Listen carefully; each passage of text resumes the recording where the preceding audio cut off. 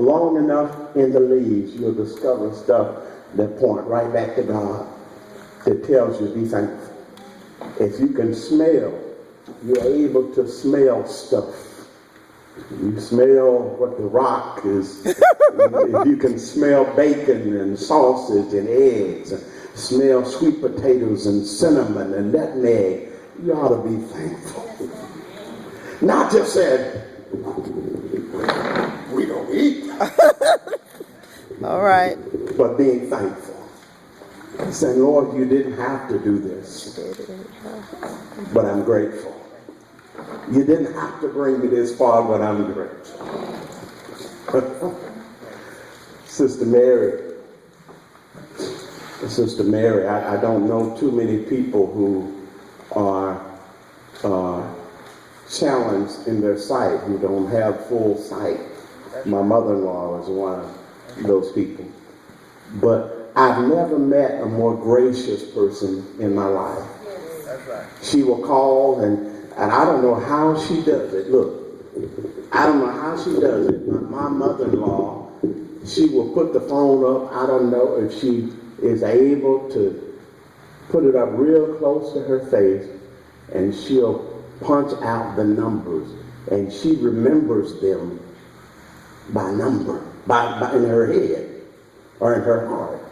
She remembers our numbers, and sometimes she'll just call me, Greg, just checking to your number, make sure I have your number right, and she'll remember them. But somehow she's able to, I don't know if it's by tone, or she can see just enough to dial those numbers. Isn't that something?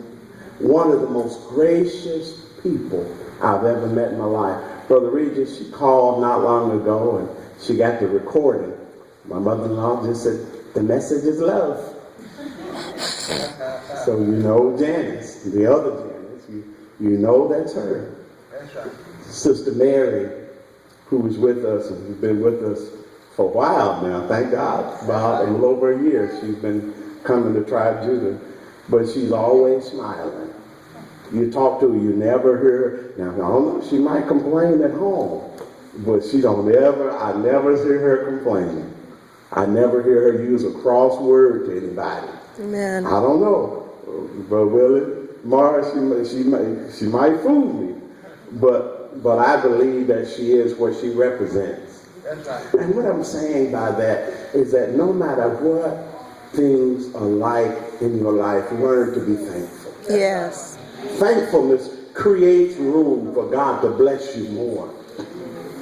If you really want to see him manifest, and finally I want to say that thankfulness is manifested in our giving back to God some of what he gave us. You know, God doesn't say, I want it all back.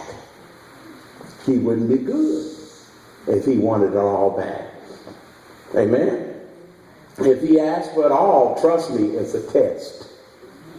He just opening the door. Anytime he asks you to do something, it's so he can bless you more. But we've got people like Sister Mary, like Mother Joyce, and like many of our members who are like that, always gracious. They always have a smile. They could be going through the worst tragedy of their lives, but you'll hear them ultimately.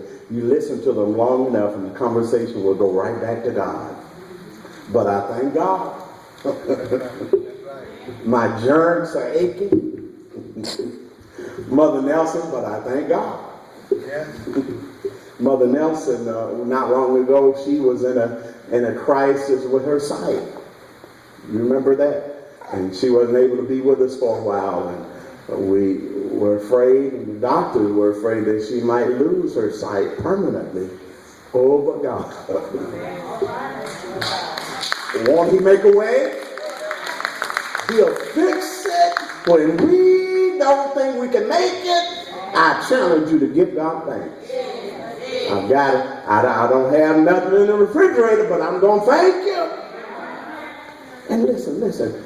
Be wise about when God gives you a job. Be faithful to tithe.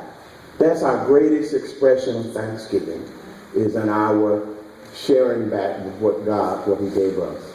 God says, if you honor me in the tenth, the tithe and the offering, the tenth is the tithe, and the offering is just a little bit over what you are able to do. Just a little bit, what you're able to do after you pay your tithe.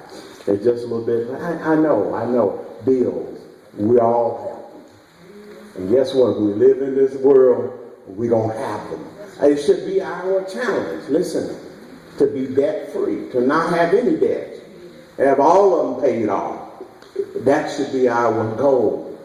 As Christians, we want to have something. We want to leave here and leave folk wondering how they're going to put us away.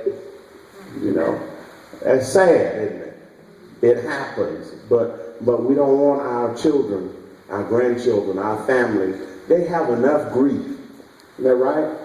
We want it to make sure that things are well for them.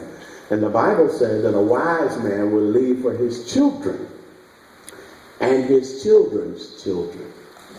See that? A wise person will leave for their the pastor, I didn't grow up with nothing. That don't mean you can't leave something. That's right, amen. And the greatest legacy, when we build this church and we go in there together, that's a legacy. We pay that thing off and say this is something we're leaving for our family. Not for folks to argue.